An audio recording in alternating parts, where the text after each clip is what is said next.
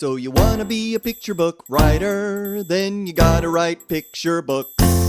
And you're gonna need a bucket load of bright ideas for titles, plots, and hooks. If you're partial to prose or you're raring to rhyme, then repeat after me, it's a challenge, but I'm gonna tackle each story 1 month at a time with 12 by 12. I am so excited to introduce Heather, who gifted us the copies of this gorgeous book. And I have to say that for some reason, I'm so charmed by the birds sitting on the end here and this other bird. And then there's, I'm everything is opposite for me. And then the airplane there and the color palette. I know that that's the illustrator, but the words that you've written here, it's just creme de la creme. And you yourself as a child emigrated to Canada from England, but then your parents are from Jamaica. And that's part of what inspired this. You learned to read at a young age, you started writing at a young age, but that's quite the multinational family experience that you've had. So that's amazing. And we wish that we were all wherever your background is from, right? So, Heather, I'm going to go ahead and let you read this gorgeous book. Julie, you mentioned the birds, and I wanted you all to see the beautiful end pages that Natalie DeMelo, the very talented illustrator, created because we're traveling to the Caribbean and feel the heat and the warmth, see the palm trees, and have a wonderful experience. Okay, so When We Go Home by Heather Beaumont, illustrated by Natalie DeMelo, published by Kids Can Press. There it is. Mom points on the map. I'm excited to go back home to see everyone, Dad says. Not my home, I say. Not my home, Nal copies. Dad and I were born there, Mom says. It's home to us, says Dad. One person can have 2 different home countries. But what if I don't like it there? I ask. Dad says, well, Marley, you won't know until you go. When we go home, we can fly our kites in the sunshine, says Dad. You can listen for the ocean inside seashells on the beach, Mom says. Before we go home, we go to the store to buy books, toys, and clothes for family. Mom pushes the door open, but the wind pushes back. Cold, Niles says, shivering. The plane engines roar, and we are ready for takeoff. Mom passes out gum so our ears will not hurt. I blow big bubbles. Pop, splat. When we go home, a lady in uniform stamps our passports. You might like it here so much you will want to make it your home, the lady winks. It's not my home, I say. There's Dad. Mom runs into Granddaddy's arms. I remember his face from the pictures. Is that my grandma? When we go home, people everywhere are my color. In Granddaddy's truck, we bump from side to side. How come there are so many stars here? Dad holds me tight. You don't notice the stars at home because of all the city lights. When we go home, I meet cousins, aunties, and uncles. They all stayed up late to meet us. I am so excited. I talk and talk and talk. What dat she say? Granddaddy asks. What did he say? I ask.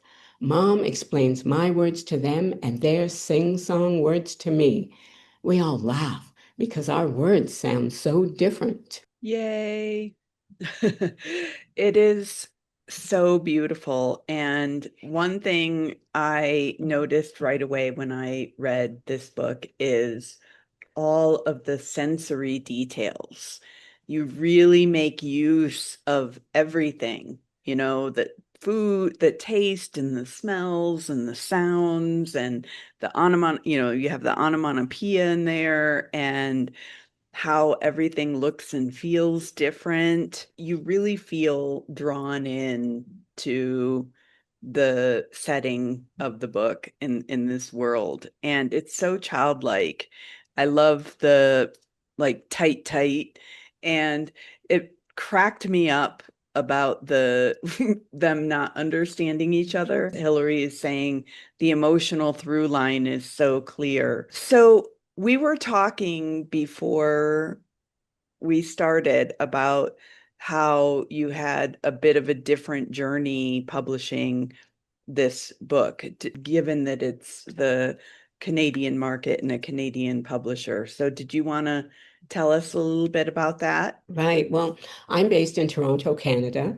And two things that I mentioned was that as I was submitting different projects, I didn't have an agent. So I would just submit to the publisher.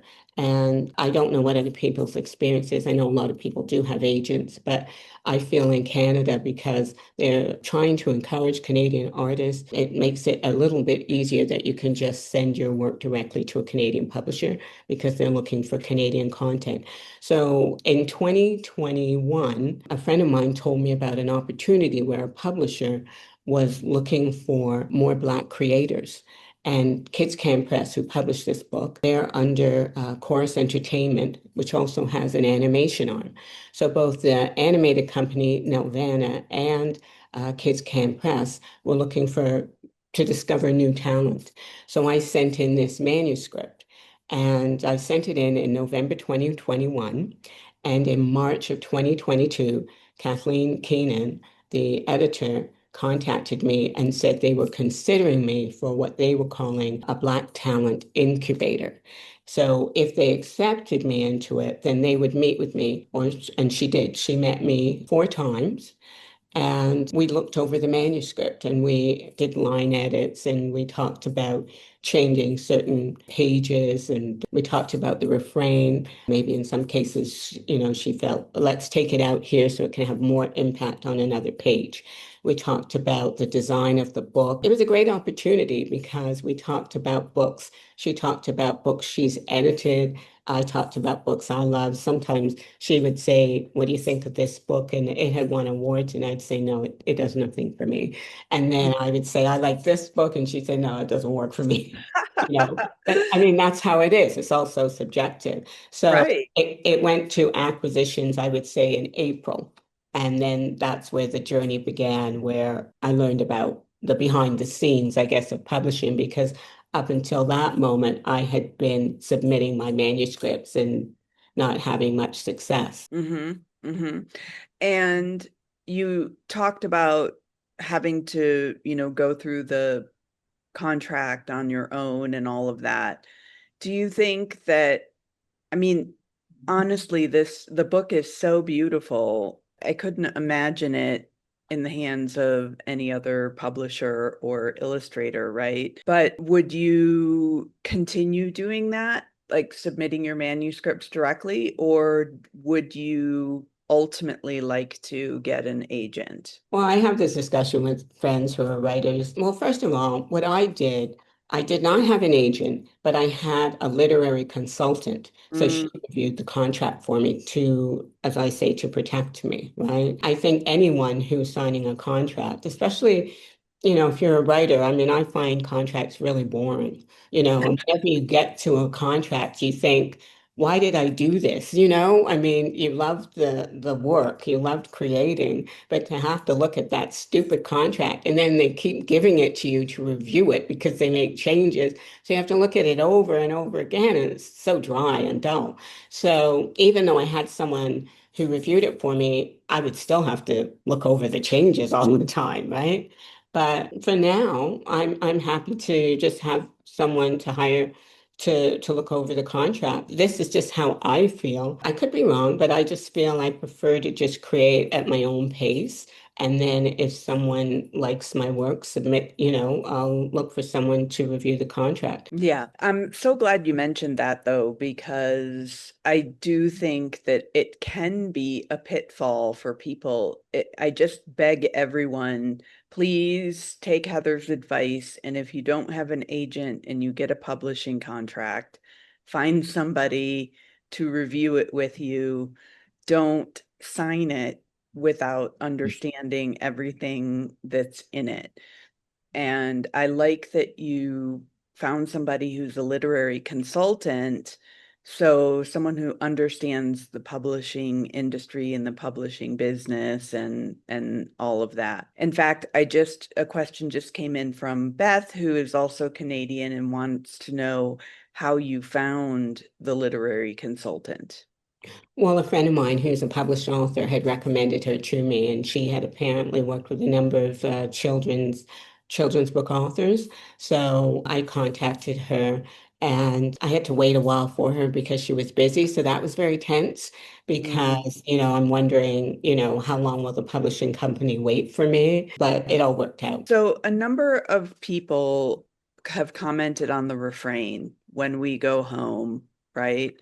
And I like you mentioned that when you were working with the editor that you took it off some pages to make it more dramatic when it did appear. And so I'm curious, did you have more instances of it, or did you just alter the pages so that it wouldn't be on every page? I hope that's Yeah, I just remember I was going through some of the notes before our meeting tonight, and I noticed that, say, the editor had said that I used the refrain more. I will say it this way, she didn't say it this way, but more than she felt was necessary. So for a more dramatic impact, we pulled back on using that refrain and maybe took it out. Maybe at the end, maybe on one of the pages, we took it out.